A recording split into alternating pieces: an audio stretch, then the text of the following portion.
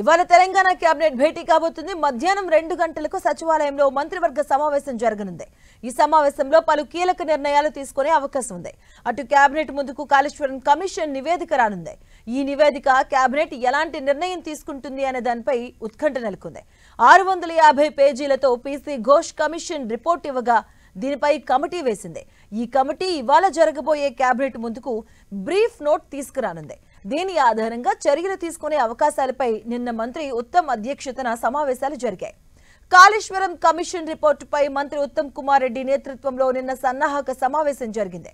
అంతకుముందు సీఎస్ ఆధ్వర్యంలో మీటింగ్ జరిగింది. పీసీ ఘోష్ కమిషన్ ఇచ్చిన రిపోర్టుపై అధికారులు అధ్యయనం చేశారు. ప్రాజెక్టు నిర్మాణంలో భాగస్వామ్యులైన అందరి గురించి కమిషన్ నివేదిక ఇచ్చింది. కేసీఆర్, హరీష్ రావు, ఈటెల పాత్రలపై నివేదికలో చెప్పినట్లుగా సమాచారం.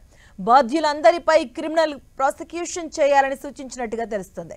మేడిగడ్డ, అన్నారం లొకేషన్ అంతా కేసీఆర్ ఆలోచనేనని రిపోర్టులో పేర్కొంది. కేసీఆర్, హరీష్ రావు ఆదేశాల ప్రకారమే నిర్మాణాలు జరిగాయని, ఇక లొకేషన్ విషయంలో కేసీఆర్ చొరవే ఎక్కువని తెలిపింది. మంత్రిగా హరీష్ రావు లోటుపాట్లను మెన్షన్ చేసిన కమిషన్ ఆర్థిక శాఖ అధికారుల తప్పిదాలపై ఫోకస్ చేసింది.